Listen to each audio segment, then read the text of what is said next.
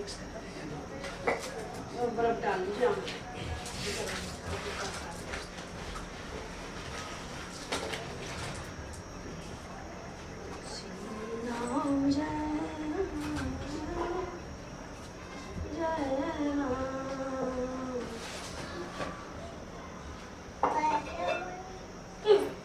बोलो बजरंग बली की जय।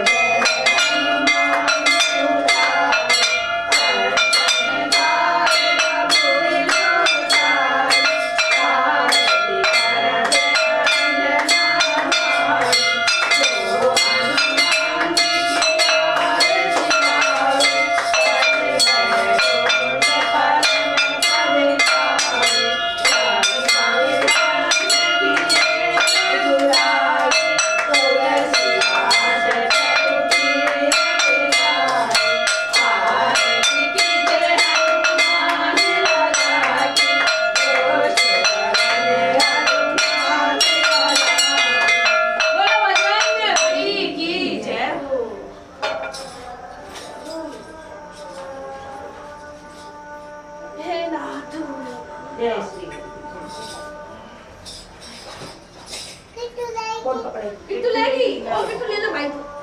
ले लो। भाई ने मत मार दिया बेटा प्रसाद और दे। जा ले। ऐसे ले ऐसे। बस। आ जाओ। ले आ जाओ। आप ले पहले लूँ अभी ले लूँ मैं। दस आलू की। मैं सालू प्रसाद ले।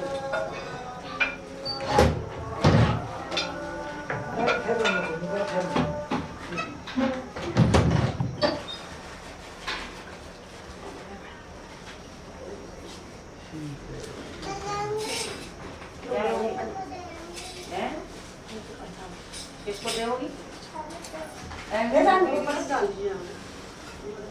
ले नहीं हमारे 3 दिन प्रसाद रोज ही लगी हुई चलो जाए नहीं तो यार बात कोई मामू है भैया ने तेरी का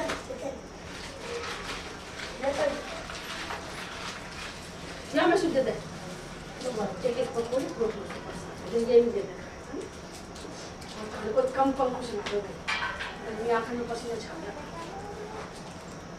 जाओ मेरे प्रभु मेरे मालिक सो धन्यवाद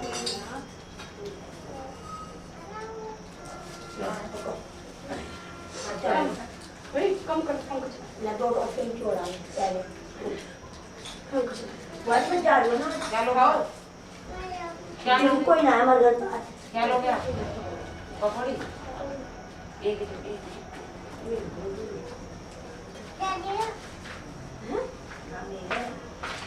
पंखा चला देंगे भाई प्रसाद देंगे बेटा हाँ ले लो पन्ने में डालो जब वो राम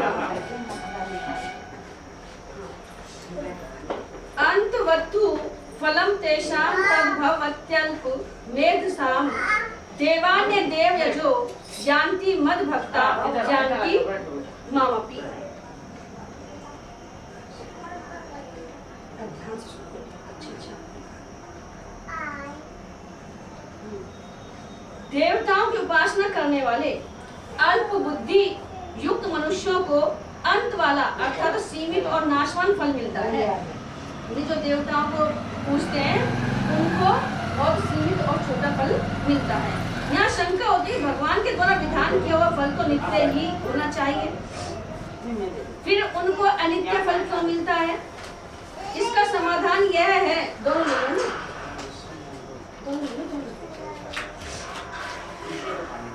इसका समाधान यह है कि एक तो उनमें नाशवान पदार्थों की कामना है और दूसरी बात वे देवताओं को भगवान से अलग मानते हैं। एक तो नाशवान के लिए पूजा कामना पूरी हो जाए मेरी कामना, दूसरा वो देवताओं को भगवान से अलग मानते हैं, इसलिए उनको नाशवान फल मिलता है। परंतु उनको दो उपायों से अविनाशी फल मिल सकता है। एक तो वे कामना न रखकर देवताओं की उपासना करें तो उनको अविनाशी फल मिल जाएगा, और दूसरा वे देवताओं को भगवान से भिन्न न समझकर अर्थात भगवत स्वरूप ही समझकर उनकी उपासना करें तो यदि कामना रह भी जाएगी तो भी समय पाकर उनको अविनाशी फल मिल सकता है, अर्थात भगवत प्राप्ति हो सकती है।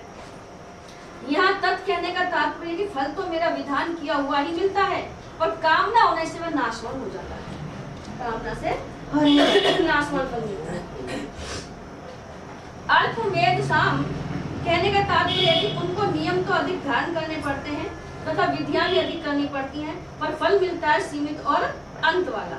परंतु मेरी आराधना करने में इतने नियमों की जरूरत नहीं है तथा उतनी विधियों की भी आवश्यकता नहीं है, पर फल मिलता है असीम और अनंत। यानी मेरे को तो कोई नियम कानून ना है, केवल समर्पण भाव है, बस कुछ भी मत करो।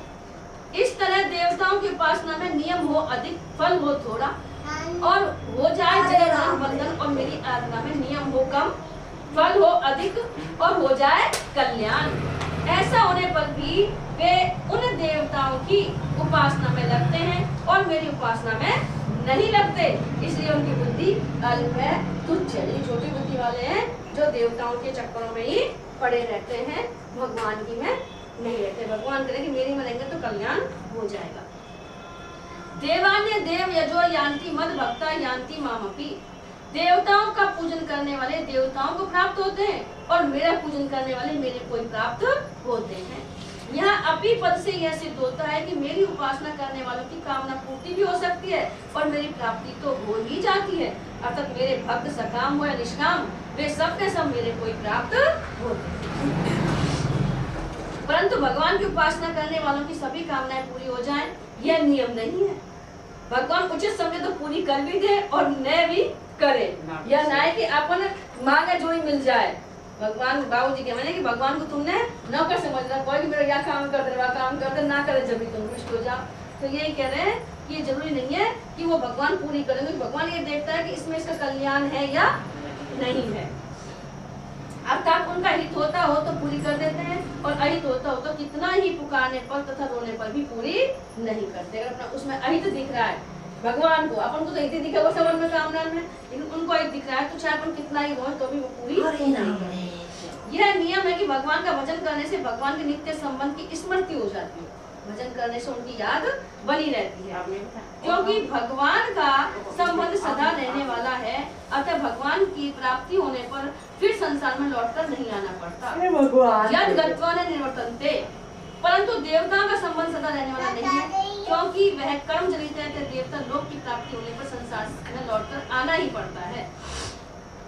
क्षीणे पुण्य मर्त्य लोकम विशन्ति, मेरा भजन करने वाले मेरे को ही प्राप्त होते हैं। इसी भाव को लेकर भगवान ने अर्थार्थी, आर्त, जिज्ञासु और ज्ञानी इन चारों प्रकार के भक्तों को सुकृति और उदार कहा है। यहाँ मद भक्ता यान्ति मामपि का तात्पर्य है कि जीव कैसे ही आचरण वाला क्यों न हो, अर्थात दुराचारी से दुराचारी क्यों न हो, आखिर है तो मेरा ही अंश। उसने केवल आसक्ति और आग्रह पूर्वक संसार के साथ संबंध जोड़ लिया है।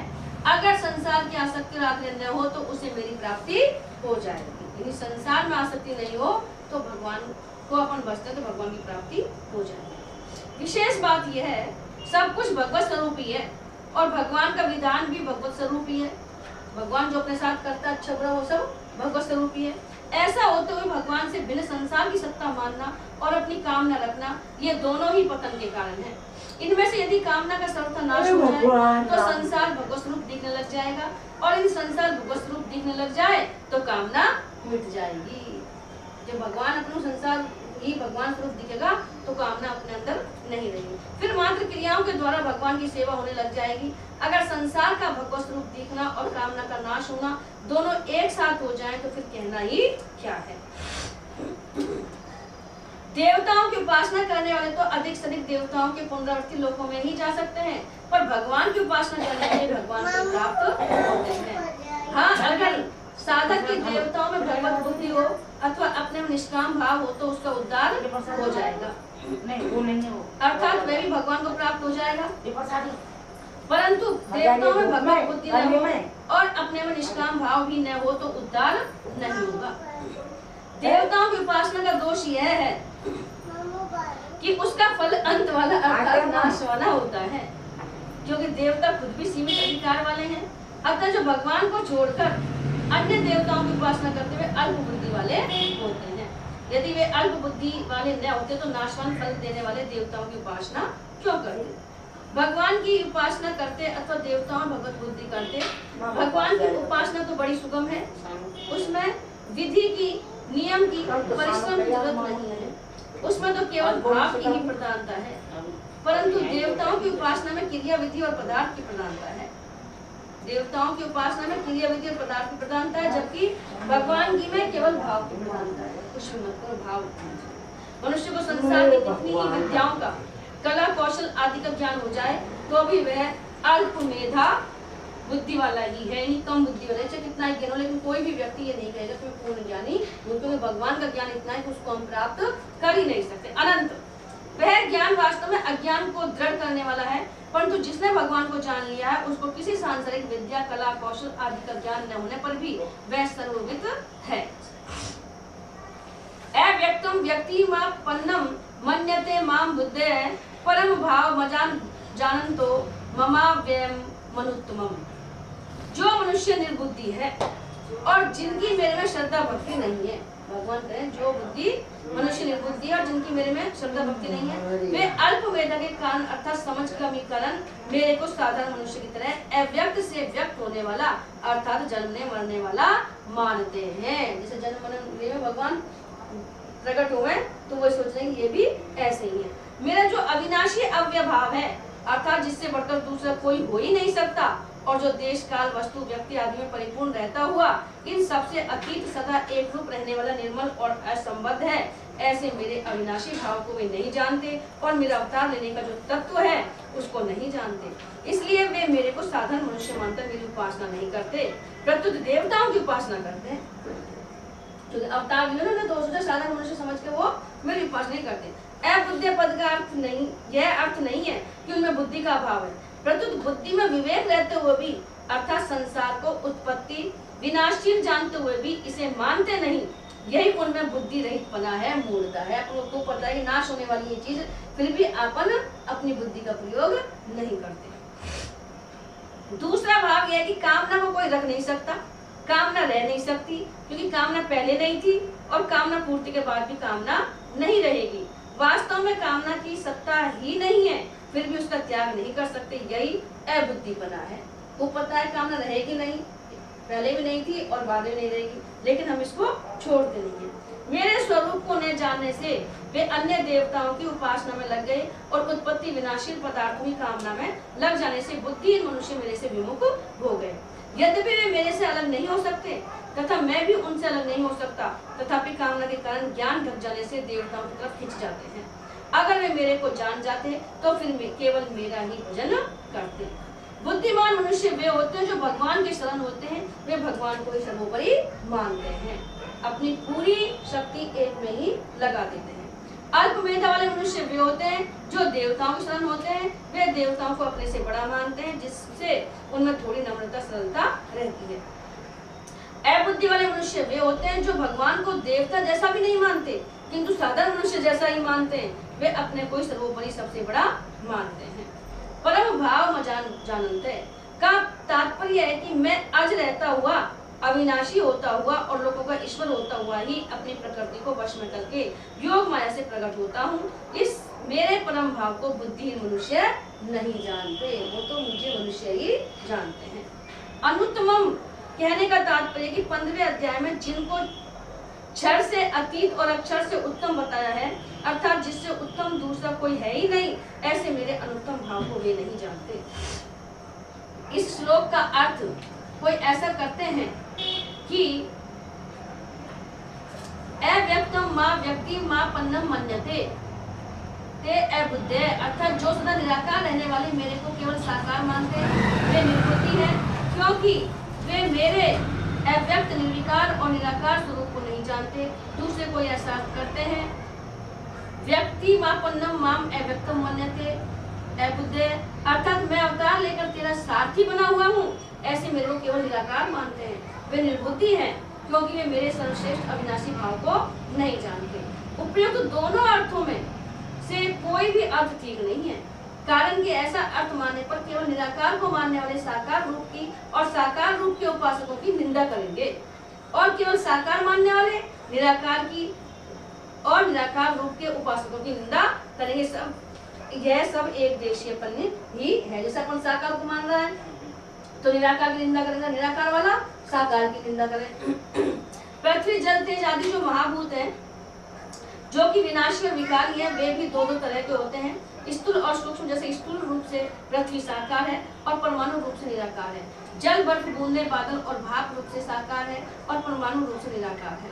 तेज काठ और दिया सलाई में रहता हुआ निराकार है, दिखाई न दे रहा लकड़ी में आग है, निराकार है, और प्रज्वलित होने से साकार रूप हो जाएगा इत्यादि। इस तरह से भौतिक सृष्टि के भी दोनों रूप होते हैं, और दोनों होते हुए भी वास्तव में दो नहीं होती। साकार होने पर निराकार में कोई बाधा नहीं लगती है, और निराकार होने पर साकार में कोई बाधा नहीं लगती। फिर परमात्मा के साकार और निराकार दोनों होने में क्या बाधा है? फिर परमात्मा भी तो साकार निराकार हो जाते, इसमें क्या बाधा है? अर्थात कोई बाधा नहीं है। वे साकार भी है और निराकार भी है, सगुण भी और निर्गुण भी है। गीता साकार निराकार सगुण निर्गुण दोनों को मानती है।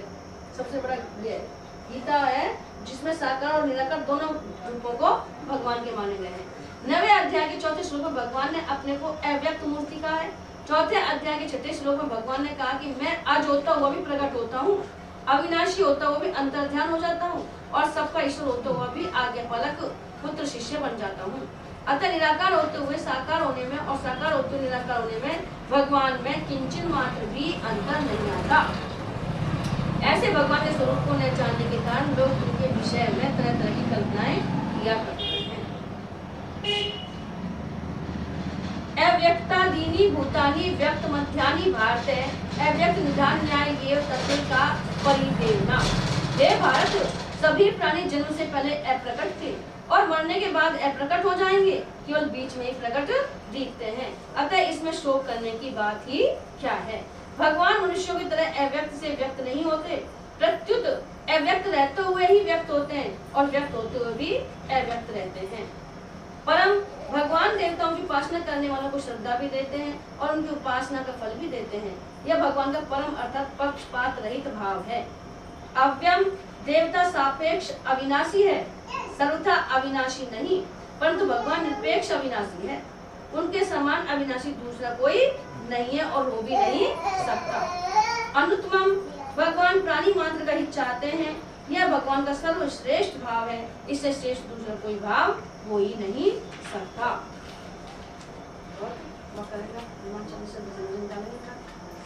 बिट्टू आ जाओ जल्दी। श्री गुरु चरण सरोज रज निज मन मुकुर सुधार बरे नाहु रघुवर विमल जसु जो दायक फलचार बुद्धिहीन तन जानिके सुमिरो पवन कुमार बल बुद्धि विद्या देहु मोहि हरहु कलेश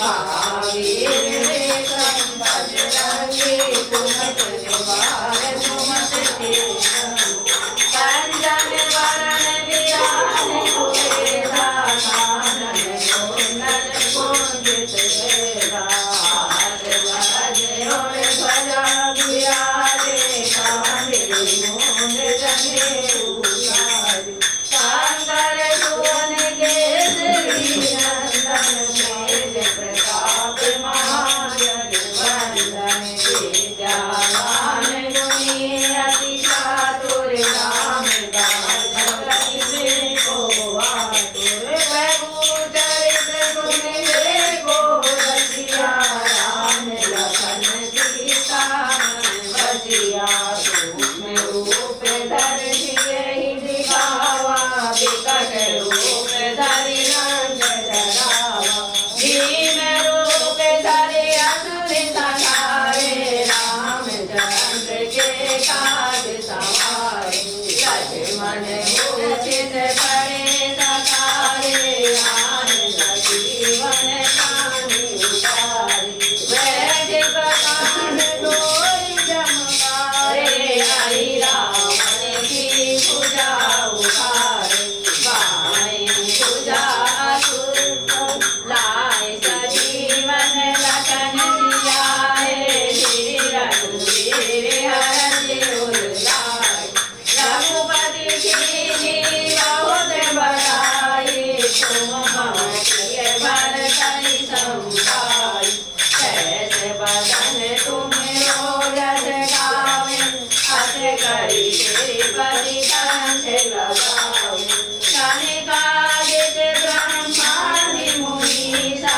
नारद सारद सहित ललिता जग कुबेर दिगपाल जाते कवि कोविद कहि सके कहाते तुम्हें उपकार सुखी भई कीना राम मिलाए राजपद दीना तुम्हें मंत्र गिरीशन माना लंकेश्वर वै सब जग जाना युग सहस्र योजन पर भानु लियो दाई मधुर फल दानु रघुवीर मुख माही जगत लागे रहे अचरज रानी दुर्गम काज जगत के लेते सुगम अनूल तुम लेते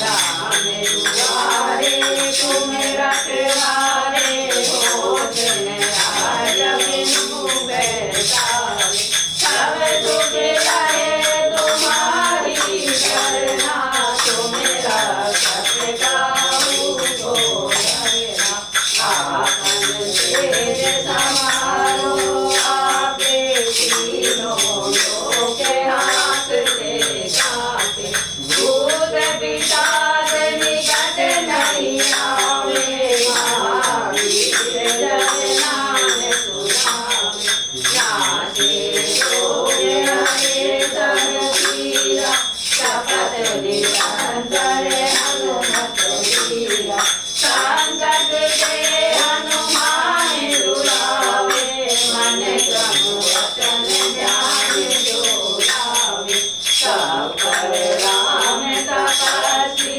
राजा तिनके काज सकल तुम साजा और मनोरथ जो कोई आए सोई अमित जीवन फल पाए जाओ युग बरसात तुम्हारा है परसिद्ध जगत उजियारा साधु संत के तुम रखवारे असुर निकंदन राम तुम्हारे आश्रित नवनीत के दाता अजहर वीर जानकी माता राम रसा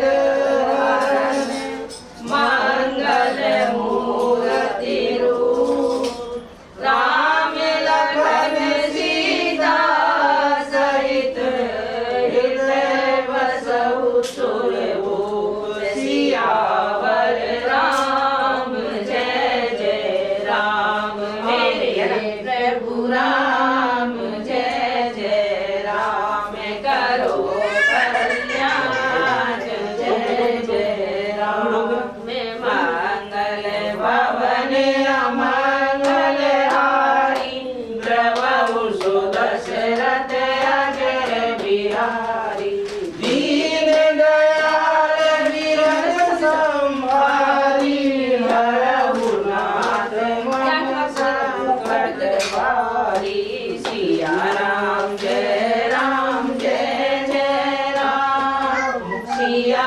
राम जय Ram Let's all pray next to Ram Siya Ram जय जय राम सिया राम जय जय राम ऐसे निकालो, सब कुछ सुन रहा है ना, तो सुन लिया।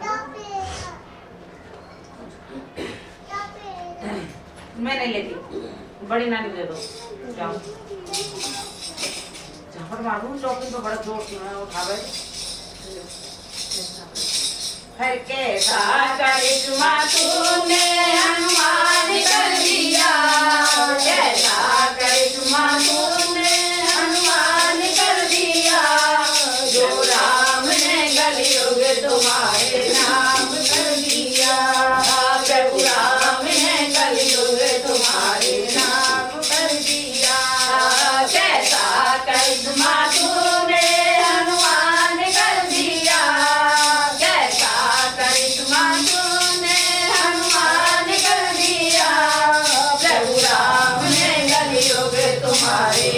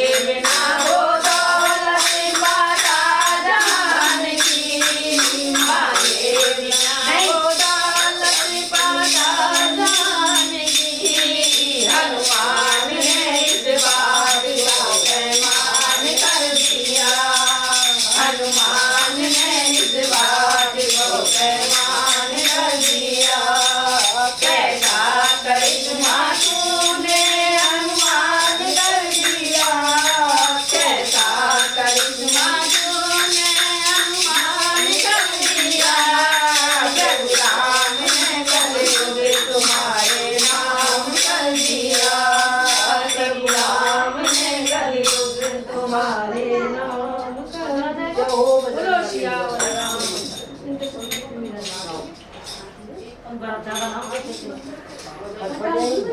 आपको मैं डाल दूंगी भाई मैं डाल दूंगी चटनी डाल राम राम उठे तो बोले राम बैठे तो बोले राम उठे तो बोले राम बैठे तो बोले राम ये राम खाती हनुमान बोले राम राम राम ये राम खाती हनुमान बोले राम राम राम उठे तो बोले राम बैठे तो बोले राम उठे तो बोले राम बैठे तो राम ये राम खाती हनुमान बोले राम राम राम ये राम खाती हनुमान बोले राम राम राम इनके नैनों में भी राम इनके हृदय में भी राम इनके नैनों में भी राम इनके हृदय में भी राम इनके रोम रोम में राम बोले राम राम राम इनके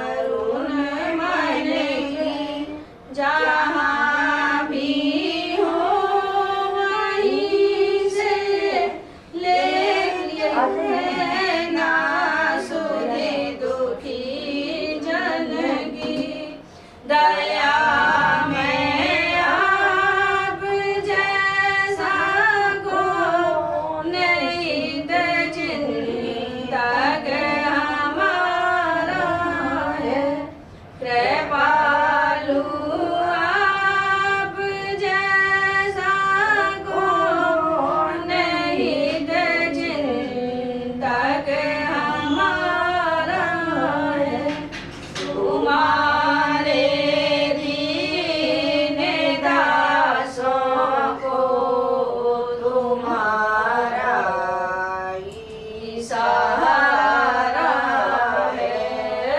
तुम्हारे दीन दासों को तुम्हारा ही सहारा है।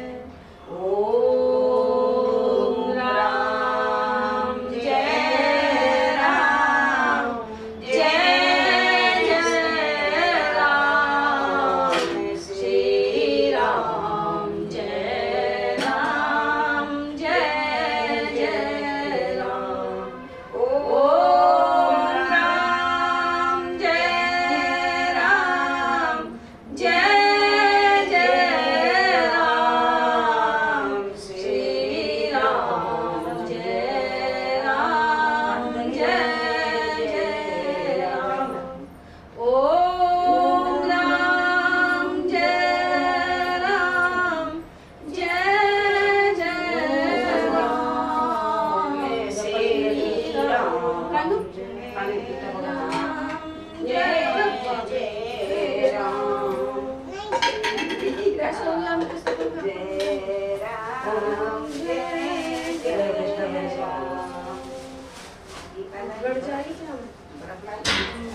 और लड़की तक करते हैं।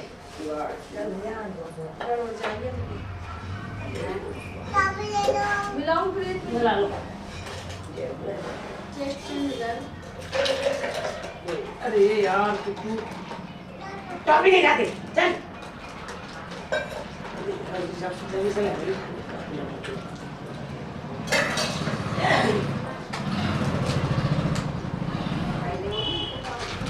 अबे रह रहे हैं अधूरा है। ओम राम ना अभी आप भगवान को लगाएंगे ना मतलब मैं बैठ करके नहीं रखे नहीं